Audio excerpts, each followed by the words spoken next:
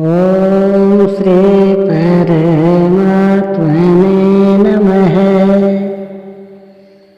प्रश्न समाज के उत्तर गीता से। प्रश्न 21। क्या जातियां भगवान द्वारा बनाई गई हैं? वर्ण क्या है? उत्तर, वर्ण साधना के सोपान है। कर्म गीता के अनुसार आराधना है, चिंतन है। एक ही कर्म को उन प्रभु ने 4 भागों में बांटा है। चातुर्वर्ण्यम मया सृष्टम गुण कर्म विभाग से। 4 वर्णों की संरचना मैंने की। इतनी सी अर्धाली को लेकर भारत सहस्त्रों जातियों उपजातियों में बट गया, गुलाम हो गया। लोगों ने मान लिया कि 4 वर्ण भगवान ने बनाए। यह नहीं देखा कि भगवान ने क्या बांटा, क्या मनुष्यों को बांटा। भगवान कहते हैं गुण कर्म विभाग से। गुणों के माध्यम से कर्म को 4 भागों में बांट दिया। यदि कर्म समझ में आ जाए तो बंटवारा भी समझ में आ जाएगा।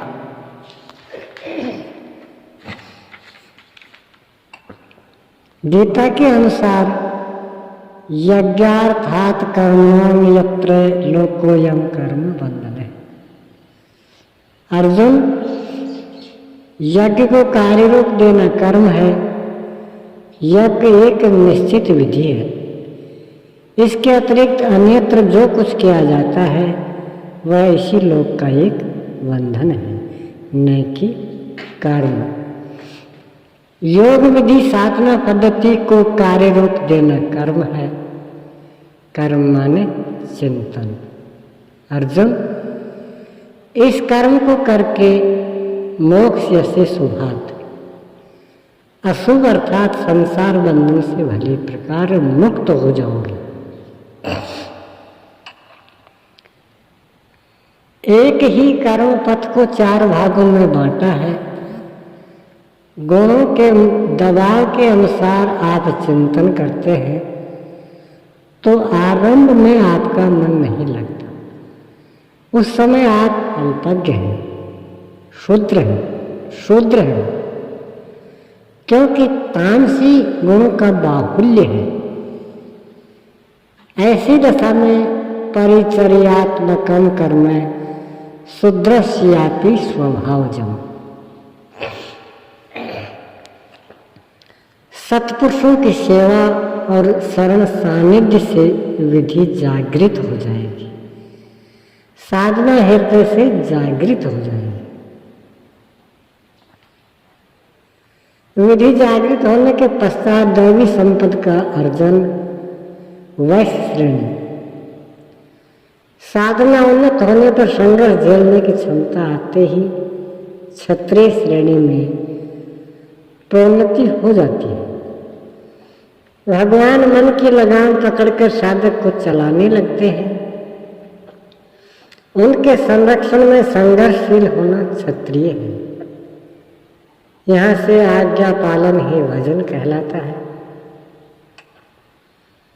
अंतिम विकार भी समाप्त हो गया।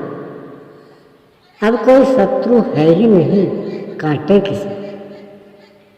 तब ब्रह्म में विलय की योग्यता आ जाती है। उस समय शैमोदयमस्तप शौचम शांतिरार्जवमेव च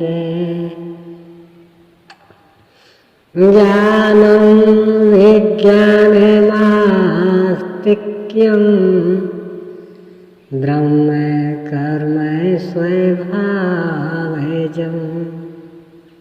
अर्जुन, मन का समन, इंद्रियों का दमन, मन सहित इंद्रियों को इष्ट के अनुरूप तपाना, सरलता, धारणा, ध्यान, समाधि, वास्तविक जानकारी, अनुभवी उपलब्धि जब स्वभाव में ढल जाती है वह ब्राह्मण है।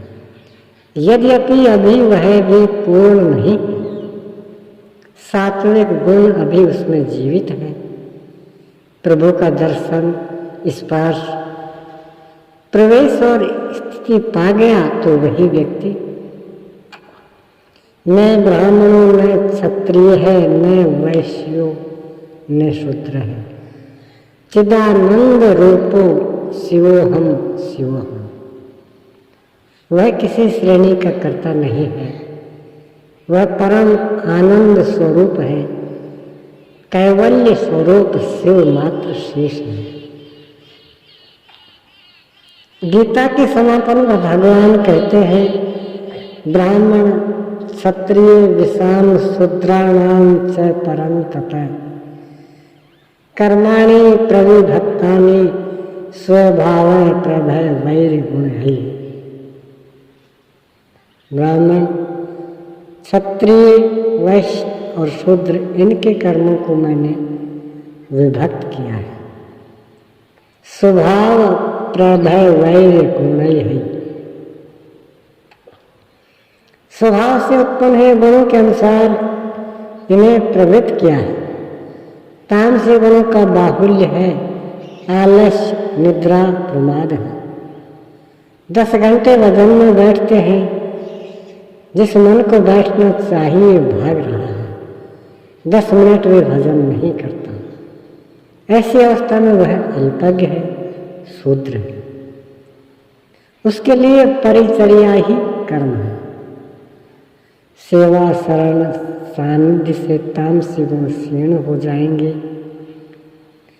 विधि जागृत हो गई, राजसी गुणों का संचार हो गया तो क्रमशः उन्नत सोपान पर वही अल्पज्ञ शूद्र अग्रसर हो जाता है। स्वभाव परिवर्तनशील है। एक बार जघन्य अपराधी रत्नाकर सप्त ऋषियों से टकरा गया। उसने ललकारा, खबरदार, जो कुछ है रख दो। महात्माओं ने कहा, वत्स, जंगल में अकेले क्या कर रहे हो? रत्नाकर बोला, चालाकी नहीं दिखाओ, जो कुछ तुम्हारे पास है मुझे दे दो। ऋषियों ने पूछा, इतना जघन्य अपराध किस लिए कर रहे हो? उसने कहा, परिवार के उदर पोषण के लिए। ऋषियों ने कहा, जो तुम कर रहे हो इससे तुम्हें रौरव नरक की यातना मिल सकती है।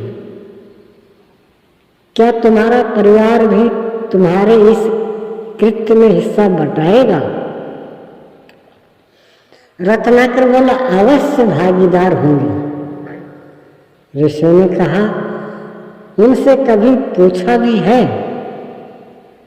उन ऋषियों को बांधकर रत्नाकर अपने परिवार से पूछने गया तो सबने टकाका उत्तर दिया कि अपने करने पार उतरो। हमें क्या पता तुम क्या करते हो? हमने कब कहा कि डाका डालो? उदास खिन्न 10 ऋषियों की शरण में आया और अपने उद्धार का उपाय पूछा। ऋषियों ने उसे सांत्वना दी, वत्स, तुम अपराधी नहीं हो। तुमने जो कुछ किया है अनजान में किया है। अज्ञान में तो सर्प पर भी पांव पड़ जाता है। लोग कभी शेर से टकरा जाते हैं, दुर्घटनाएं हो जाती हैं। तुम अनभिज्ञ हो, कोई बात नहीं, बोलो राम।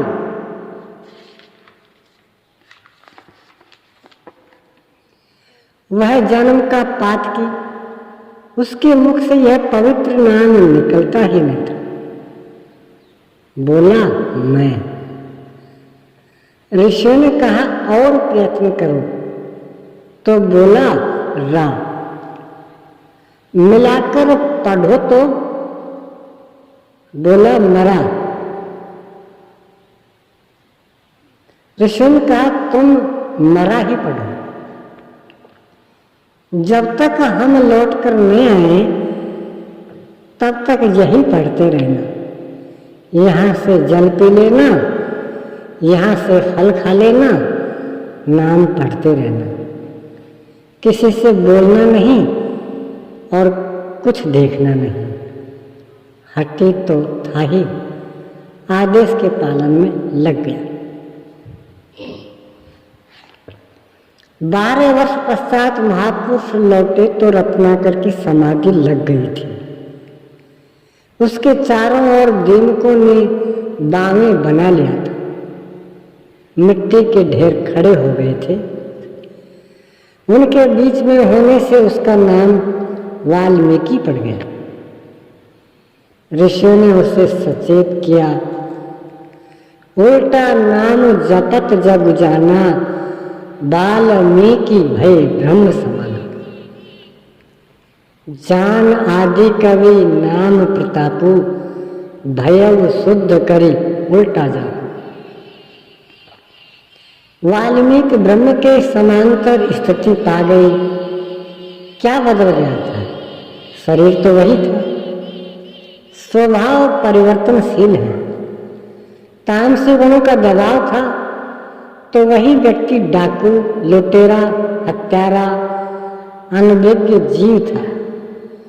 महापुरुषों के शरण, साधना और सानिध्य से साधना की टूटी फूटी लड़ी कड़ी में अल्प स्तर मरा से आरंभ किया और ब्रह्म के समांतर स्थिति वाले हो गए।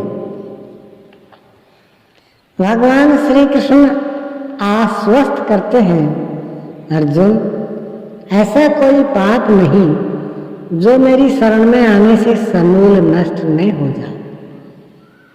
आप एक ही जन्म में यह प्रगति कर सकते हैं। वाल्मीकि उसी शरीर से दस्यु थे, ब्रह्म ऋषि हो गए। वर्ण साधना के क्रमोन्नत सोपान है। समाज में प्रचलित जातियां तो कबीलों के नाम हैं। किसी के कई लड़के हैं, पुकारने के लिए अलग अलग नाम तो रखना ही पड़ता है। जातियां कुल गोत्र के संबोधन है। इनसे धर्म का कुछ भी लेना देना नहीं है। जातियां बदलती रहेंगी। कोई अपना गांव छोड़कर कहीं अन्यत्र गया तो गांव के नाम पर, प्रदेश के नाम पर भी जातियां बन जाती हैं। वंश में कोई वरिष्ठ पुरुष हो गया तो उसके नाम पर भी जातियां बनती हैं। इसी तरह व्यवसाय भी जाति की संज्ञा पा लेता है। यह तो हमारे पूर्वजों के कीर्तिमान है, गौरव गाथाएं हैं। धर्म से इनका संबंध नहीं है। गीता के अनुसार मनुष्य या तो आस्तिक या नास्तिक, देव प्रधान या प्रकृति प्रधान, देवता या असुर, इन 2 जातियों में विभक्त है। और वर्ण साधना के 4 क्रमोन्नत सोपान है। भगवान श्री कृष्ण कहते हैं, या निशा सर्वभूतानां तस्याम जागृति संयमी। अर्जुन, संसार एक रात्रि तुल्य है। इसमें हर प्राणी अचेत है, लेकिन संयमी पुरुष जाग जाता है। जहाँ गीतोक्त साधना समझा, जहाँ पहला चरण रखा, जाग गया। जानिए तब ही जीव जग जागा, जब सब विषय विलास विरागा। जागृति के पश्चात साधना एक ही कर्म के क्रमोन्नत सोपान में प्रवेश मिलता जाता है। अल्पज्ञ शूद्र अवस्था में पहले समर्पण से आरंभ है। विधि जागृत हुई तो प्रकृति के द्वंद्व से शनै शनै आत्मिक संपत्ति अर्जित की जाती है, जो निज संपत्ति है, निश्चित कल्याण करने वाली है। साथ ही गो संयम, इंद्रिय संयम, यही वैश्य श्रेणी है। भगवान के हाथों का यंत्र बनकर चलने की क्षमता आने पर संघर्ष झेलने की क्षमता आ जाती है। यही क्षत्रिय वर्ण है।